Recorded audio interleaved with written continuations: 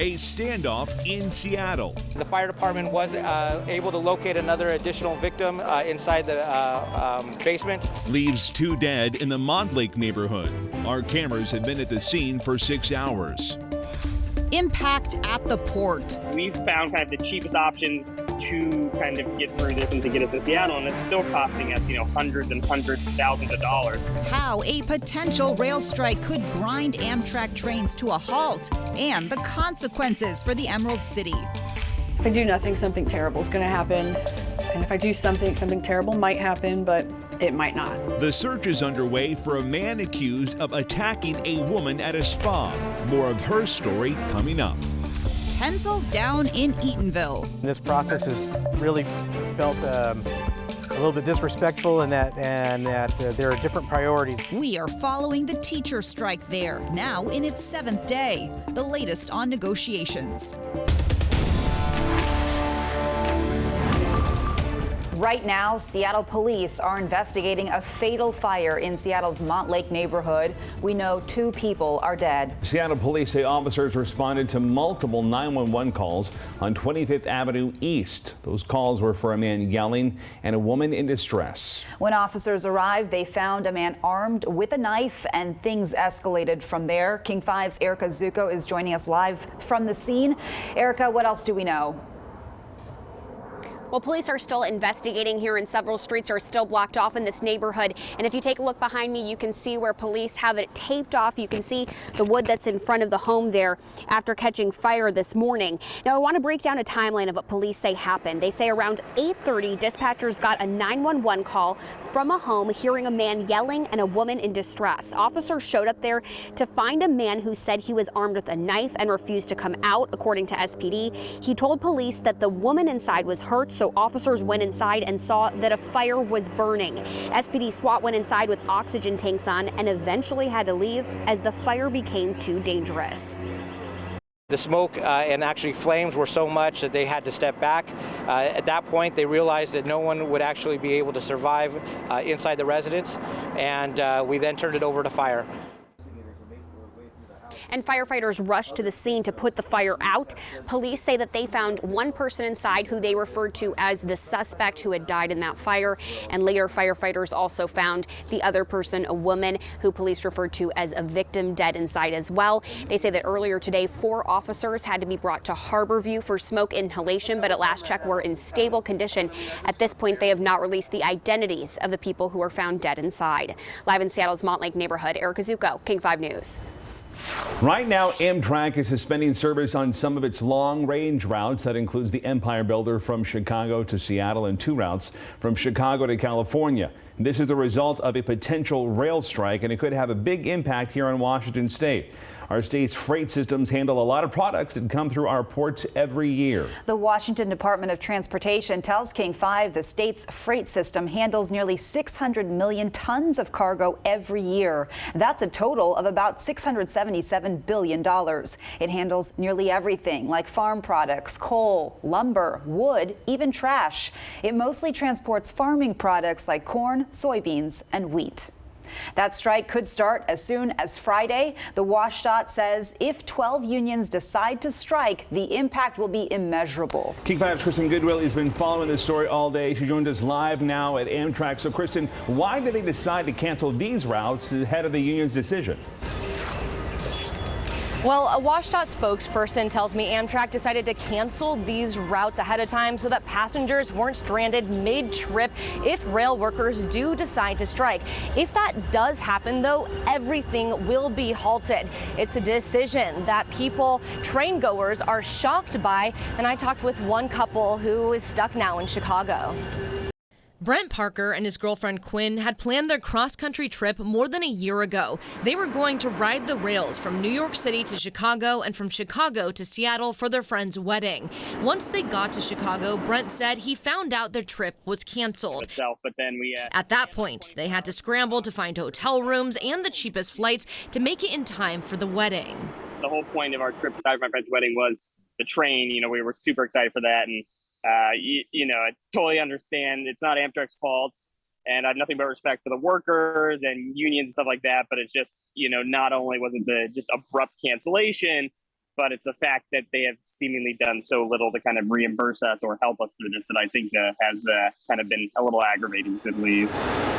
The train tracks in Washington and Oregon are all owned by either BNSF Railway or Union Pacific.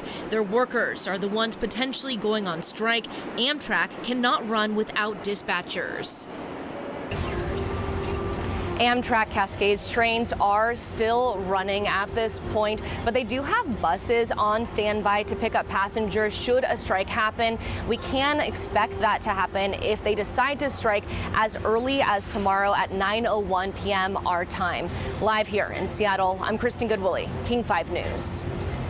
Another thing that could be impacted is our state's trash. It's usually headed to landfills on these trains. Right now, Snohomish County is asking people to limit trash as much as possible because it's having trouble finding available freight containers to haul its garbage. Typically, its trash is transferred from transfer stations and then taken on railways to a landfill in eastern Washington. But right now, the strike means the county would need to shut down its solid waste transfer stations.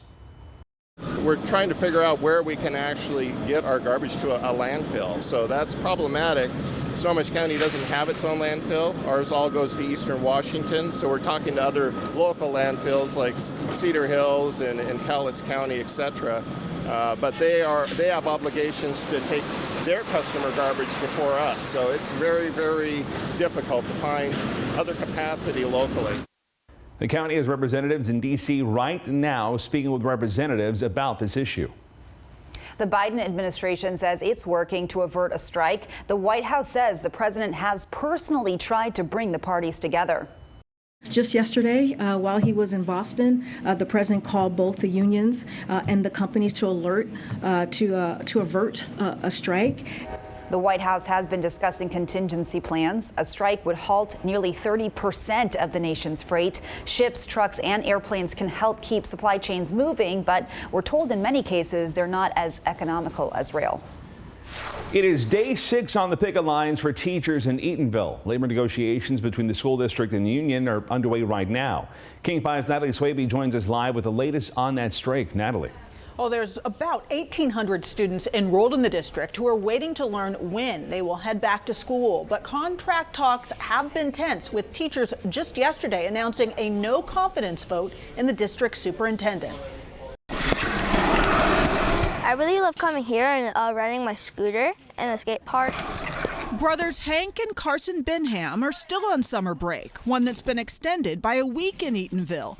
Both say they'd rather be in the classroom. Could I have a really good teacher? But teachers are on the picket lines while contract negotiations continue with the school district. The process has been moments of hope and then moments of frustration. Michael Sneezak is president of the Eatonville Education Association and says union members have submitted a letter of no confidence in Superintendent Gary Neal, urging the school board to call for his immediate resignation.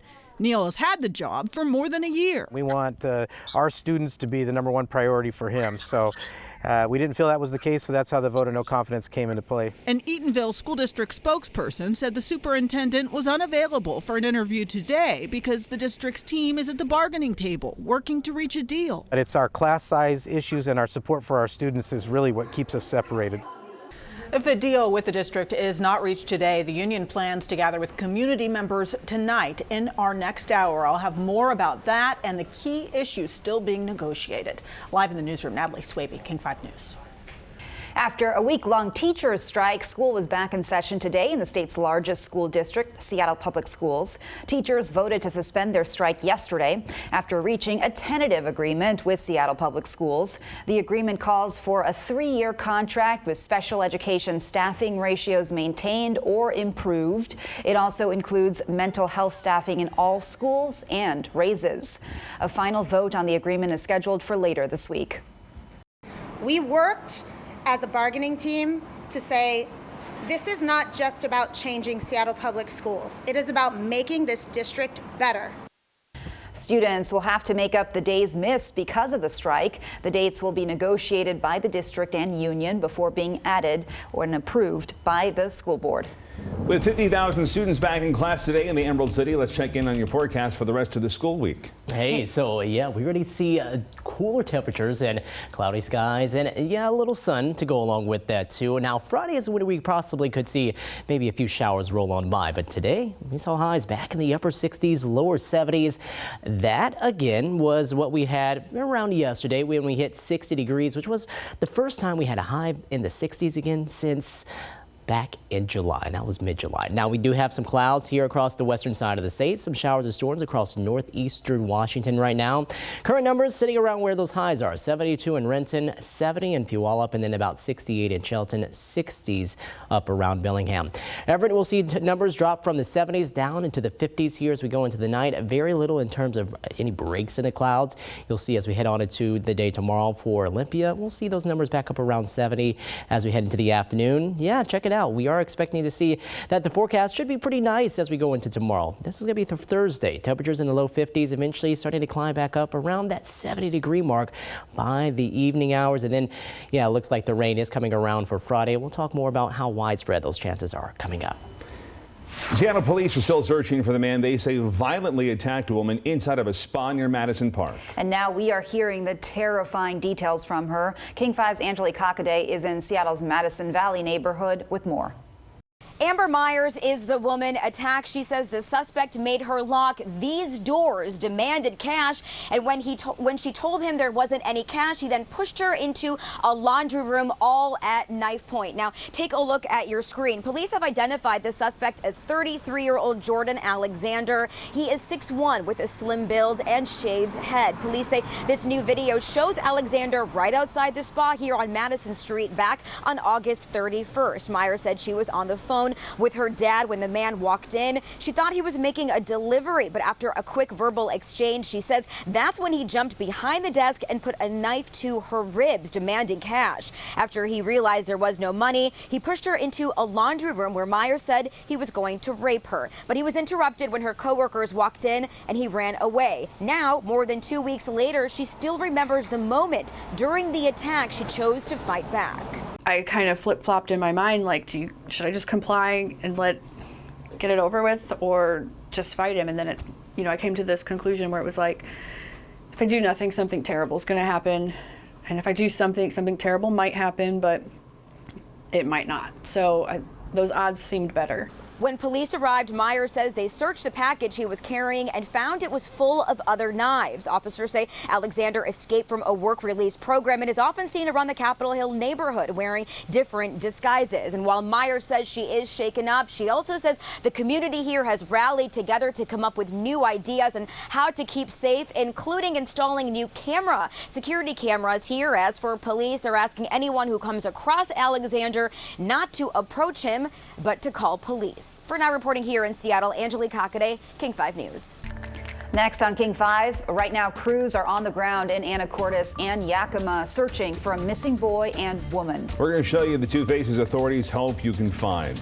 Crews also continue to battle the Bolt Creek fire. We're going to check in on air quality and if the weather is going to actually help efforts to put that fire out. And we are days away from orange barrels getting removed from the West Seattle Bridge. We'll show you the city's final test before opening up the bridge to drivers.